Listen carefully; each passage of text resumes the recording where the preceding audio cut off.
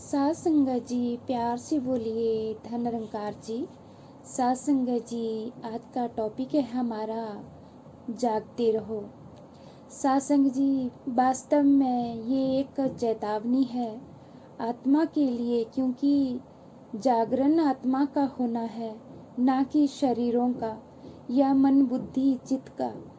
आत्मा का अपना जो ब्रह्मांडल है, जिसे सूक्ष्म शरीर भी कहा जाता है, वास्तव में ये आत्मा 84 लाख योनियों में घूमते घूमते अपने असीमत पहचान खो बैठी है।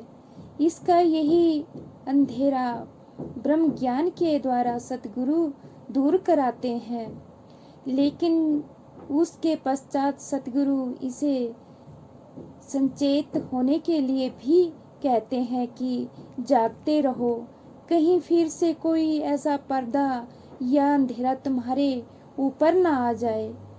महर्षि पतंजलि कहते हैं कि आत्मा के साथ 5 कलेश लगे हुए होते हैं: अविद्या, असीमता, राग, दोष, मृत्यु का भय। हर आत्मा को, चाहे योगी की आत्मा हो या अति अधम कर्म करने वाले की, जब सतगुरु इतने कलेश से हमें मुक्त दिलाते हैं, हमारी पहचान स्थापित करते हैं, तो इसकी संभाल के लिए जागने भी जरूरी है। जागने का मतलब है सावधान रहना।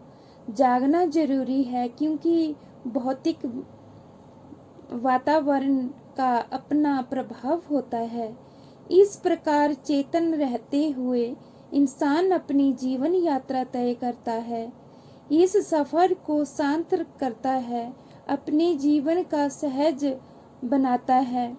अपनी इस जीवन यात्रा में सतगुरु से जो ब्रह्म ज्ञान मिला है, उसे वो जन जन तक पहुंचाने का भी कार्य करता है, उन्हें भी जगाने का प्रयास कराता है, क्योंकि एक जलता हुआ दीपक ही दूसरे बुझे हुए दीपक को जला सकता है।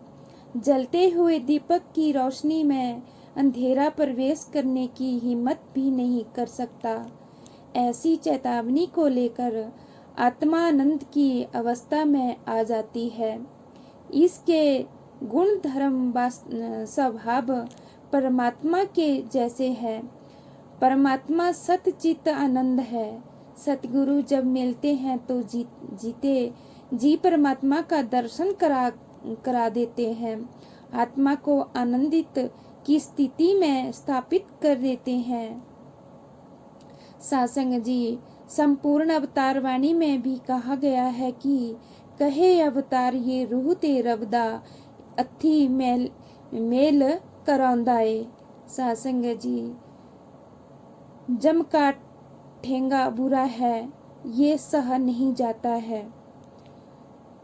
इसलिए चेतन रहने अर्थात जागने के लिए कहा गया है।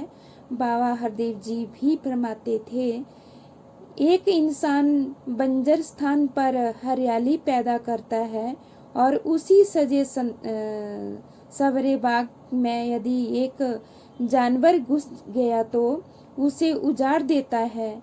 ये एक सजन प्रवृत्ति है और एक जानवर प्रवृत्ति है।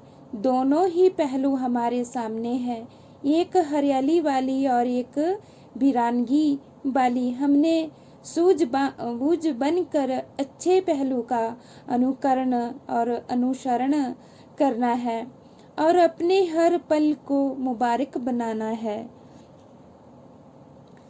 सासंग जी, उन्हीं शोषण वाले साधनों को हम पोषण करने में लगा ले तो आत्मा का भी कल्याण करने वाले और मन को भी रोशन करने वाले बनेंगे। इस मन को तपस्वी से बचा लें, क्योंकि मन की तपिश के कारण ही आत्मा कितने जन्मों का सफर तय करके आई है। तो सासंग जी, आज मिलजुल कर इस निरंकारी मिशन के और जितने भी रिश्ते के रास्ते हैं सासंग जी,